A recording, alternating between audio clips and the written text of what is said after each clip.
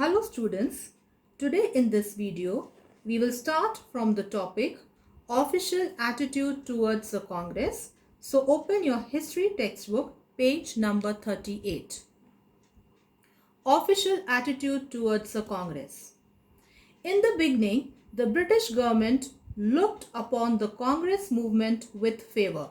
So in the beginning, Britishers they were in support of the Congress.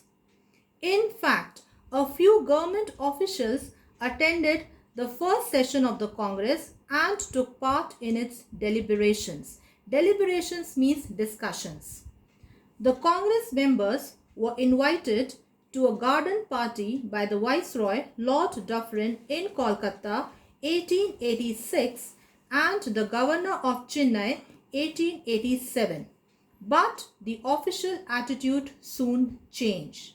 Lord Dufferin, underline now, tried to divert the national movement by suggesting to Hume that the Congress should devote itself to social rather than political affairs. So Lord Dufferin tried to divert the national movement by suggesting Hume. Hume, you remember A.O. Hume? By telling him that the Congress should devote itself to doing some social work rather than political affairs. However, instead of being a tool in the hands of the authorities, the Congress gradually became the focus of Indian nationalism. In 1887, Lord Dufferin attacked the National Congress in his speech and ridiculed it as representing only a microscopic minority of the people. Now, ridicule means to make fun. So, he made fun in his speech by saying that it is representing only a microscopic minority of the people.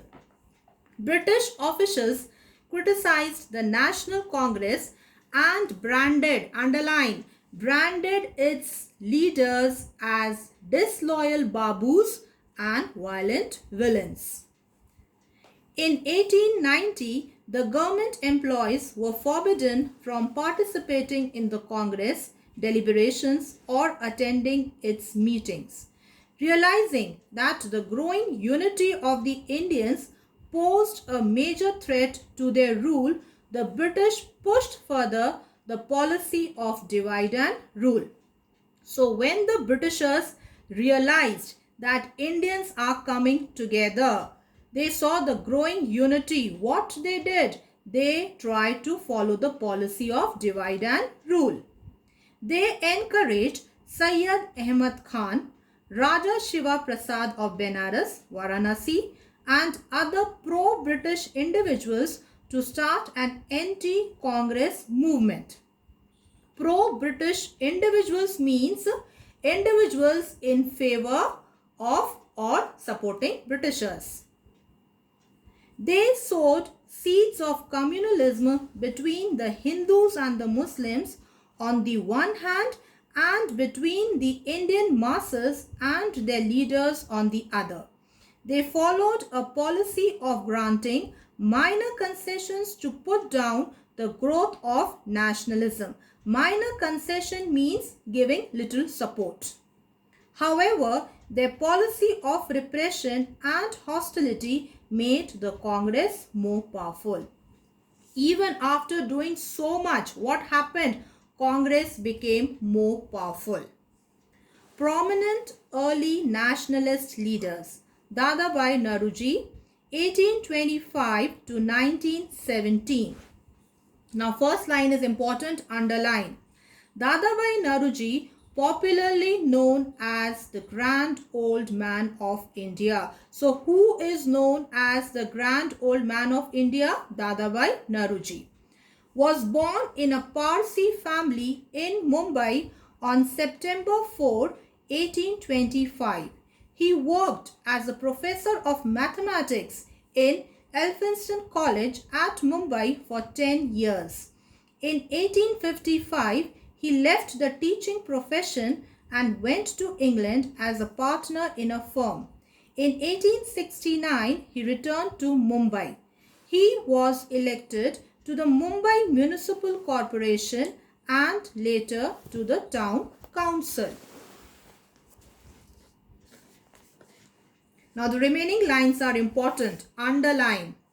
He founded the Bombay Association, edited the newspaper Rast Gofta, Speaker of Truth. He started a magazine, Dharm Marg Darshak. He started movements against the Vernacular Press Act and the atrocious treatment of poor peasants by zamindars. You can write numbers there, what all he did. His contributions. India's unofficial ambassador. During his stay in England, Dadabhai was looked upon as India's unofficial ambassador, fighting for the cause of his country. So he was fighting for his people, for Indians.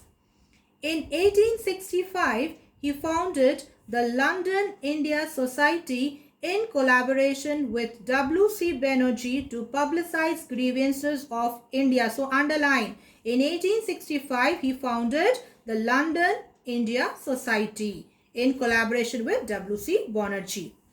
He was the first Indian to become the member of the British House of Commons in England. While he was a member of the British Parliament, he brought to the notice of the House important matters related to India. He was in favor of appointing educated Indians to high posts. Underline now. It was due to his efforts that in 1893, the House of Commons passed a resolution in favor of holding the ICS examination in England and India simultaneously, same time. In 1866, he founded the East India Association in London. So underline, in 1866, he founded the East India Association, and in 1865, he founded the London India Society. The East India Association soon became popular and its branches were set up in Kolkata, Mumbai and Chennai. Role in the Congress. Dadabhai's role in the Congress was praiseworthy. He took an active part in the foundation of the Indian National Congress and was elected its president thrice, in 1886, 1893 and 1906 respectively. So 3 times he became the president of Congress. Resolutions on self-government, boycott, Swadeshi and national education was passed by the Congress under his presidentship. Now underline. The credit for demanding Swaraj from the Congress platform for the first time, 1906, goes to him. So he was the person who demanded, who asked for Swaraj from the Congress platform for the first time. In his presidential address, he said that the Congress wanted self-government or Swaraj like that of the United Kingdom or the colonies. Exposed the economic ills of India. As an economic thinker, he came to the conclusion that the root cause for the economic ills of India was the exploitation of India by the British. Dadabhai's views on Indian economy are given in his work entitled Poverty and Un-British Rule in India. Now underline, all these names are very important. Poverty and Un-British Rule in India. His famous drain theory, again this is very important, explained how India's wealth was being drained to England through various ways. How the Britishers, how they were draining, taking away our wealth to England. Dadabhai passed away in 1917, leaving behind a lesson of selfless service to the nation. C.Y. Chintamani had rightly said, the public life of India had been adorned by a galaxy of brilliant intellects and selfless patriots, but there has been in our time none comparable with Dadabhai Naoroji.